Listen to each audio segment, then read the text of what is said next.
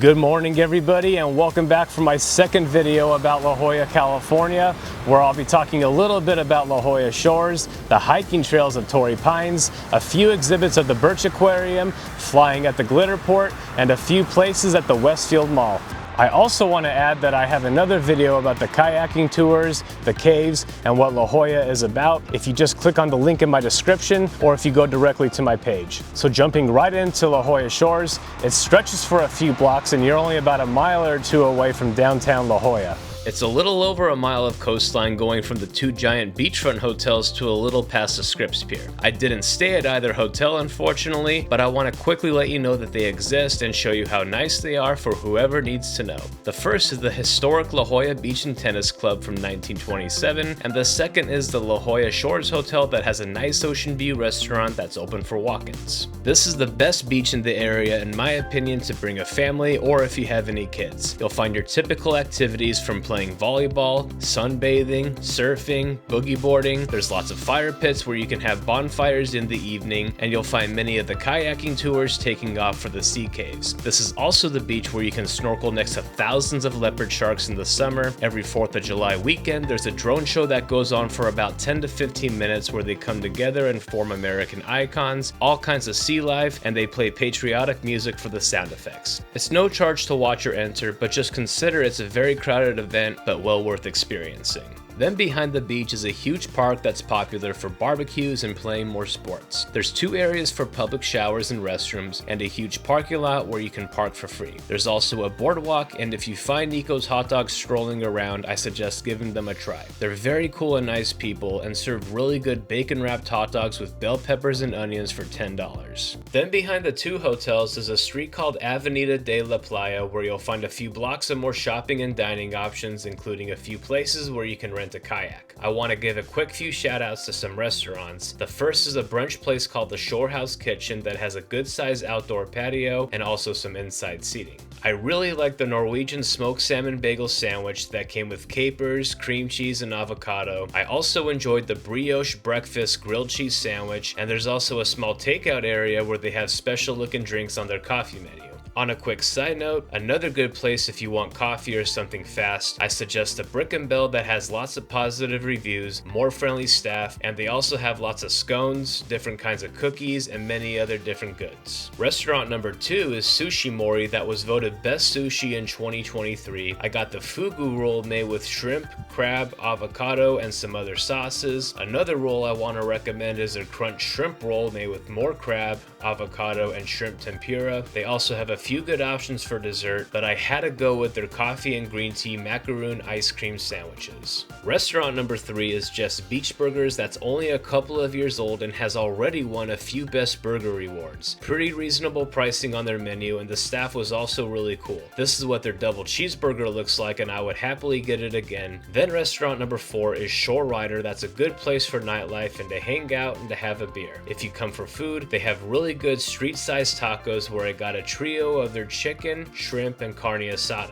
A few blocks away is the Marine Room restaurant that sits right above the water with views of the beach on one end. It's very luxurious, upscale, with great staff, friendly managers, and they have a nice looking bar when you walk in. I like their glazed swordfish that was topped with pistachio crumbs, corns, and beans. For their sides, I 100% suggest the truffle yuca fry sprinkled with cinnamon.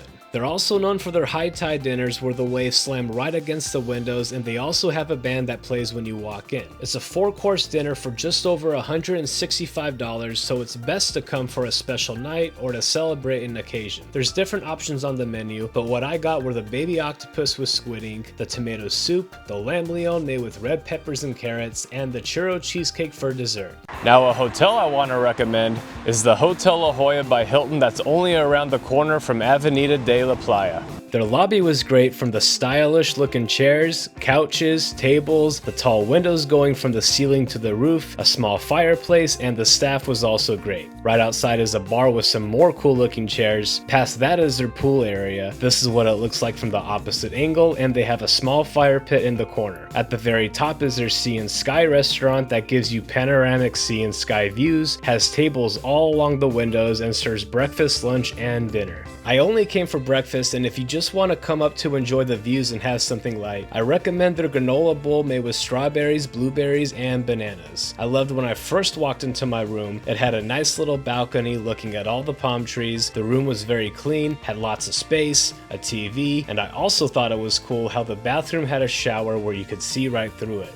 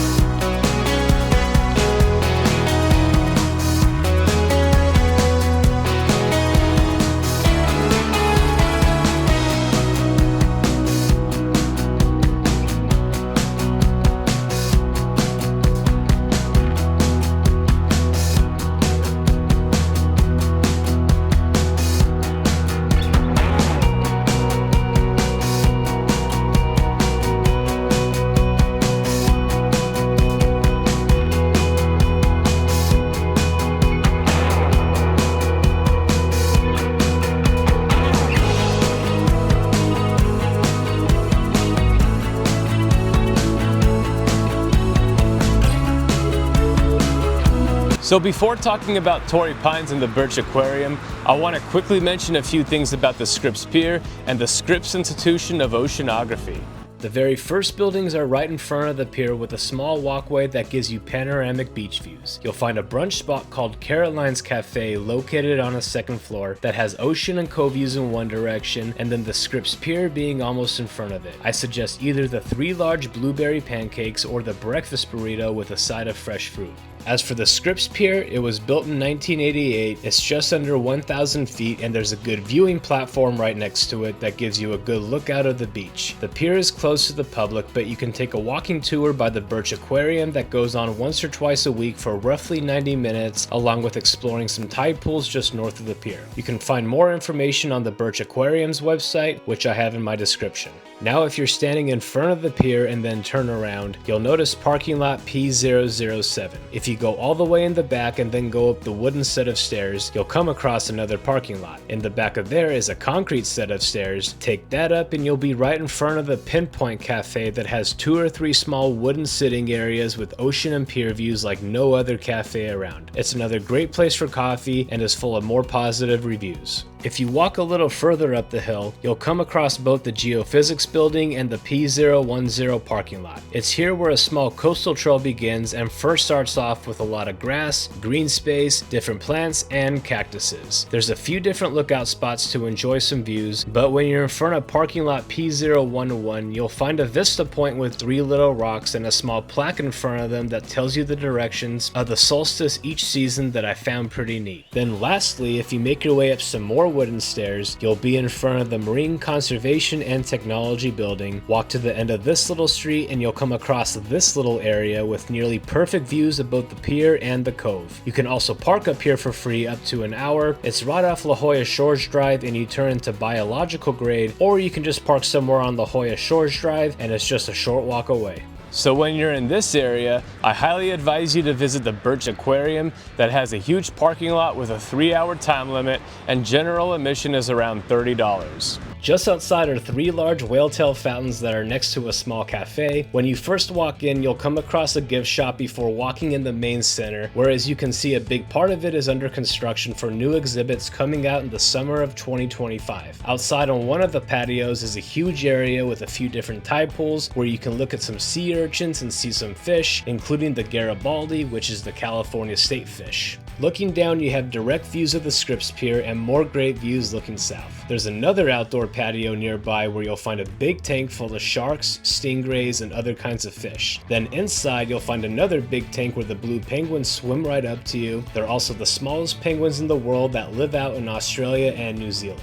There's feeding shows every morning that go on for about 15 minutes at no extra charge, and it's the best time to see them up close. You'll find more sea life exhibits in other rooms, including a big selection of sea dragons, a big selection of sea horses, and all kinds of other colorful fish. They have areas where you can learn about the environment, such as looking into some lenses and seeing different views of plankton, what a healthy reef looks like, what a bleached reef looks like, and even a booth on what it's like to get a phone call from a fish. Then once a month on a Thursday night, there's the Oceans at Night, where most of the exhibits are still open, and it's a very fun event to be at. On both outdoor patios, they set up bars. It's a great place to watch a sunset. There's art and lights on the buildings after dark. They have a DJ playing inside, along with a couple of arcade games to try, and they serve food in the very front that's made by the French Gourmet Company. You'll find some salads, flatbreads, cookies, and chocolate-covered strawberries. You have to be 21 to buy a ticket, and tickets are $40 to enter. So now moving up to the Torrey Pines hiking trails, the entrance is going to be at the Torrey Pines State Beach, which is about a 15-minute drive north of La Jolla Shores.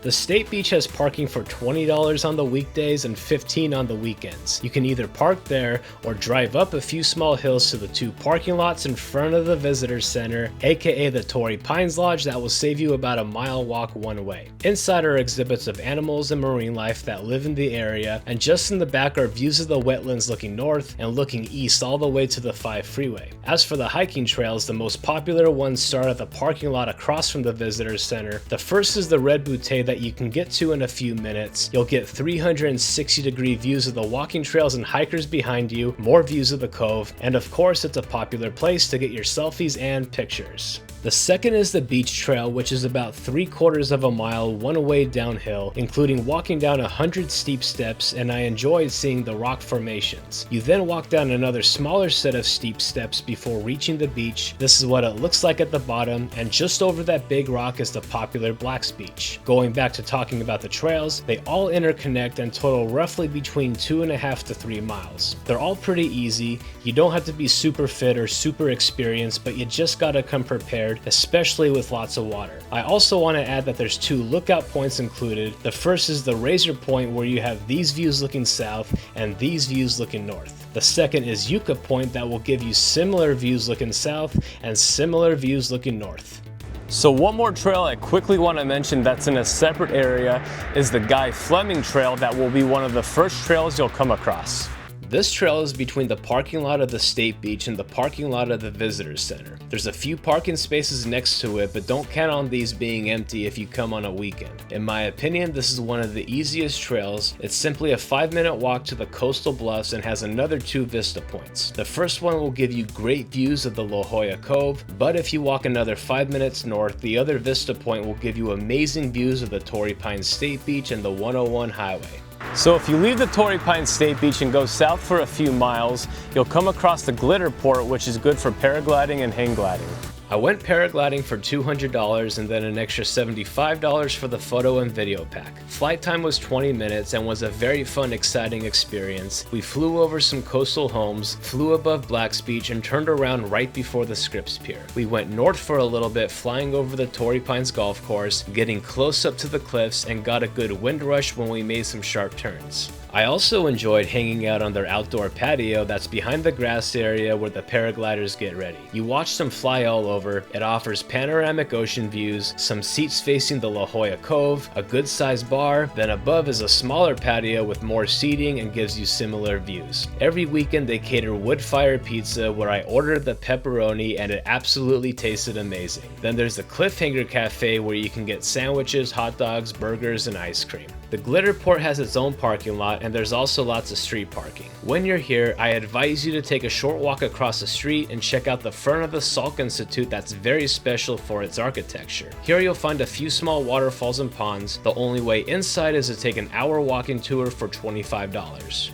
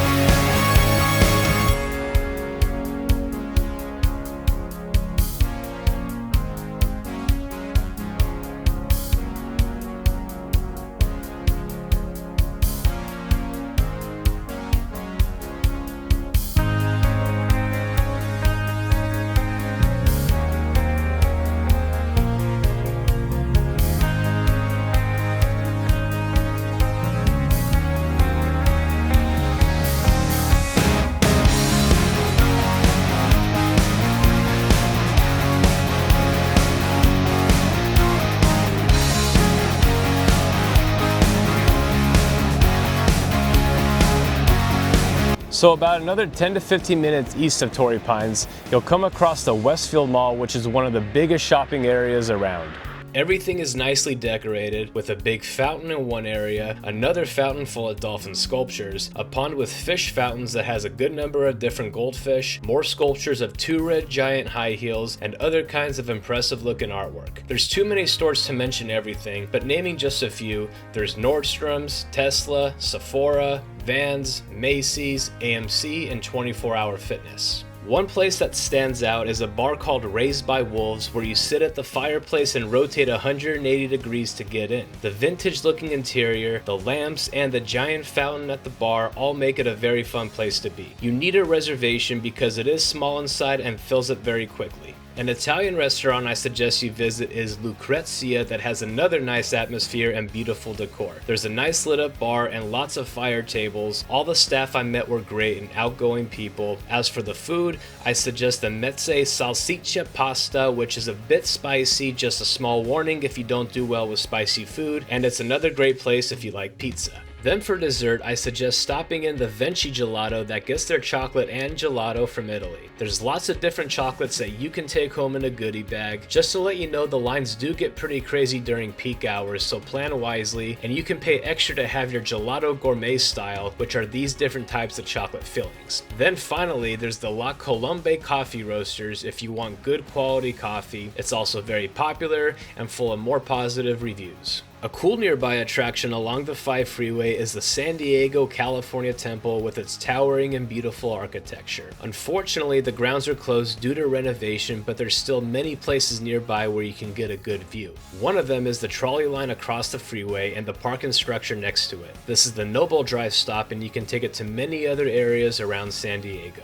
Now, a hotel I want to recommend that's right across the street from the Westfield Mall is the Embassy Suites, which in my opinion has very good pricing. One advantage of staying here is both the traffic and parking at Westfield can be very backed up on the weekends. The lobby has a huge indoor courtyard with ponds full of fish that you can feed in the mornings. Connected, they have the Indulge restaurant where you don't have to go far for a beer. In the morning, they have a free buffet with one section for fruit and yogurt, then another for muffins and bagels, and they make omelets that are also complimentary. They also have an indoor pool with a small fitness center attached. Then outside is a small jacuzzi with some sun lounging chairs. This was my room that had a couch, sofa, table, and TV in one room, and then this was my bedroom that had another TV and a view of the Westfield Mall outside. Everything was clean, the bed was comfortable, the bathroom and shower was of good size, and overall, I would really like to come back.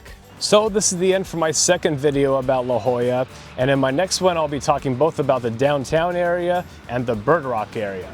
Thank you for watching, and stay tuned for just one more video coming soon.